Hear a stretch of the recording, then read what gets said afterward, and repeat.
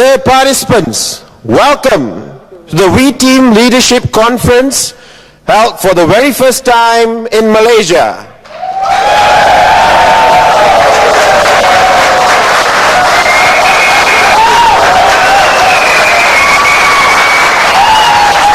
For the next 3 days, we will go through the basic training program of EİTİM International, and it gives me great pleasure to present to you the trainer, the key speaker for this conference. Ladies and gentlemen, I'm proud to present to you Mr. Jose S. Fabregas.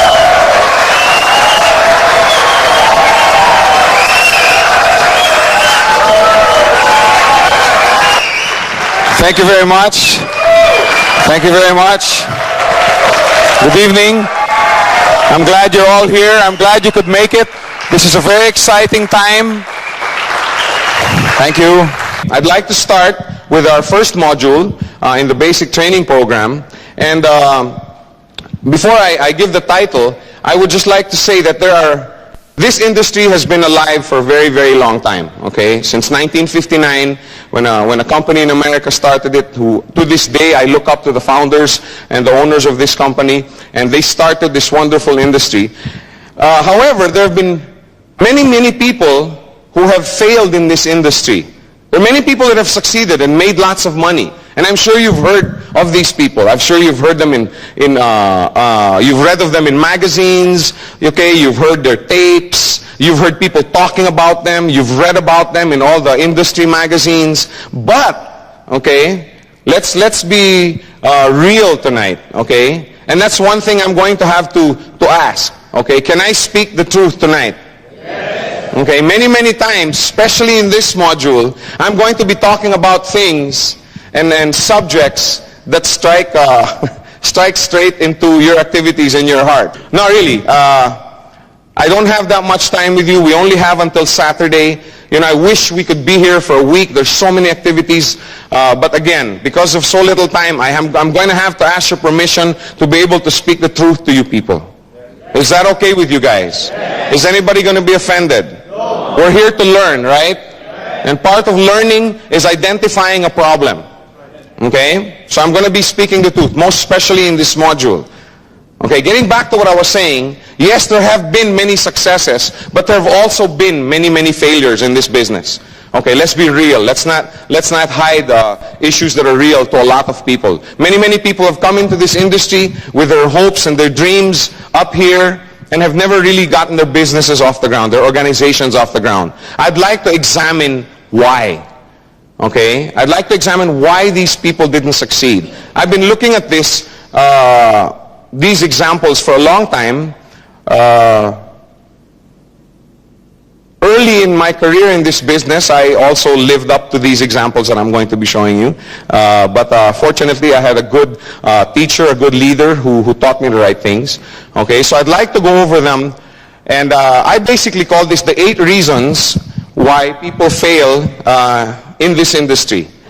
Okay, 8 of what I feel and the rest of us in the V-Team feel are the main reasons why people fail in the industry. There probably are more, okay, but I'm sure if you examine them, sooner or later you'll find that they're tied up to these 8. Now all of these are important. I didn't really put them down in order of importance, okay. Admittedly, there's maybe 1 or 2 that you may find more important than somebody else seated beside you. But nevertheless, all of these points are important. So let's go first to number 1. One of the main reasons why people fail in this industry is they don't take the business seriously. They think that this is a small-time business. They think that this is something that, you know, housewives do, or people who have nothing else to do with their lives do. Okay, how many were in that boat before? Okay, that's how I used to look at this. You can do it. You got nothing better else to do. Okay, this is way, way back when I was much, much younger. Okay, they think that this business is a small-time concern. Okay. Now, I had been in traditional business before I got involved in this wonderful industry. And my financial auditor in my business was a covenant brother of mine, and he was also my financial advisor. And as you will see over the next 2 or 3 days, I'm a bit I'm a bit lively at times and aggressive, and I like to, you know, I like to be at the forefront. I like to do things. So I was always looking at new businesses to invest in. And I remember, as financial advisor, you know, we made a deal that before I do anything, I would give him a call. Okay, so I remember calling him many, many times saying, "Hey, Mon, I have a fantastic business that I can get into. I have a very good business that we can get into." And I still remember his voice up to this day over the phone telling me, "Joe, all businesses are good, okay, as long as you manage them properly. All businesses can be profitable as long as you manage it properly. Okay, you can sell peanuts, literally, you can sell peanuts, okay, and still make still make a lot of money." I mean, evidence to the fact is that when you go into a 7-Eleven store, right, are there people, are there bags of peanuts that you can buy? I mean, do you think these people sell these peanuts for a loss? They're making money doing it. Okay, so yes, literally, even selling peanuts. I know somebody in the Philippines. I know of somebody in the Philippines who owns a sari-sari store. Sari-sari store in Malaysia would be, I think the Indonesians understand it, you know, a store where you can buy everything. If you go to the Philippines, almost on every street corner, okay, you will see these little stores that have a hodgepodge of goods, you know, all dumped together for, you know, for the people to come in and buy. And he doesn't think this is a small-time business. Okay, his name is Henry C. Okay, he owns the Mega Mall chain, the Shoe Mart Mega Mall chain. And there's about, I don't know, 14, 15, 16 all over the Philippines. Okay, I heard, but he owns a sari-sari store. But he just took the business very, very seriously. Okay, so there is no such thing as a small-time business. Only a small-time businessman. Okay, any business can be a big business as long as you manage it properly and take it seriously. Most people don't treat the Gold Quest opportunity as a business. Okay, and this is sad because many, many times I know people that have lost out simply because they didn't take the business seriously. Okay. Now why? Let's think. Why do people not take this business seriously? People think that to qualify as a business, you need large capital. Isn't that what we think? Right? When you think of, I'm going to set up my own business, okay? Oh, you're thinking of 100,000 ringgit, you know, or I don't know, 20, 30,000 US dollars to set up either a food stall or a bakery or a dress shop or a video shop. That's what most people recognize and accept as a quote-unquote business, correct? Okay, that's the way we were taught in school. That's the way we were brought up.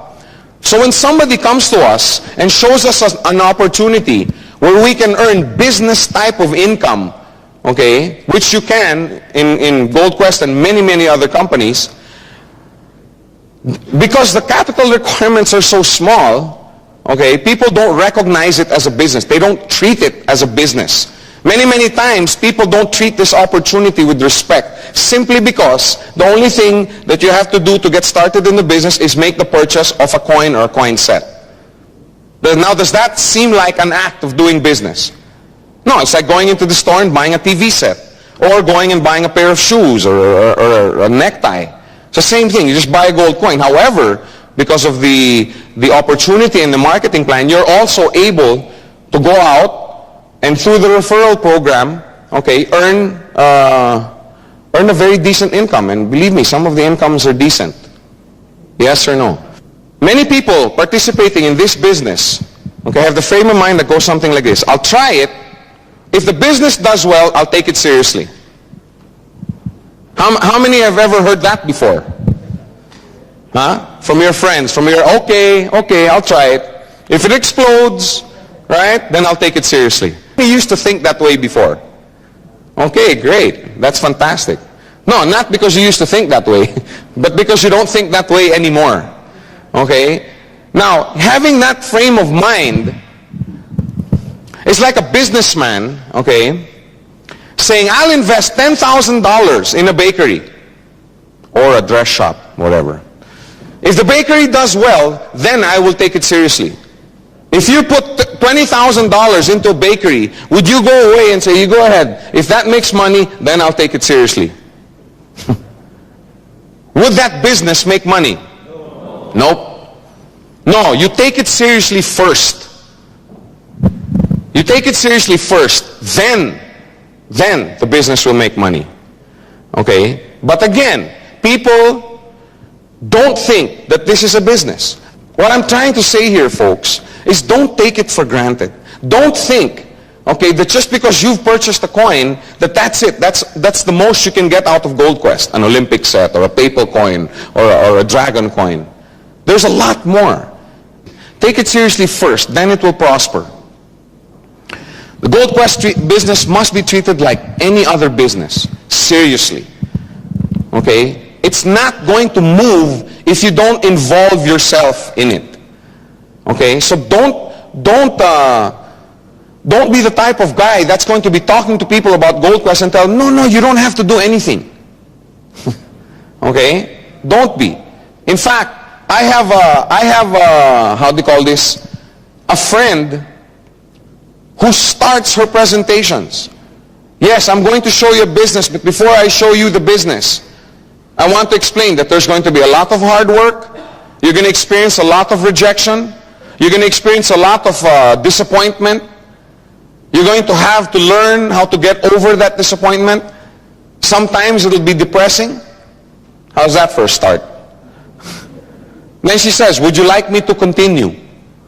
Because if you're not willing to go through all of these, then let's not talk anymore. That's how she starts. That's how she starts. I know that's a bit contrary to the way some other people start, with the, oh, you don't have to do anything, oh, No. You let people know this is a business. You have to take it seriously. The only way you're going to make it prosper is if you get involved. I remember my grandmother always used to tell me the best fertilizer for a farm is the farmer's feet. There's some of you who are looking at me like, you have to actually walk the farm. You have to be there. You have to plow. You have to plant. You have to fertilize. The best fertilizer for a farm is the farmer's feet. If you expect this business to take off, if you expect others to take you seriously, you must take the business seriously.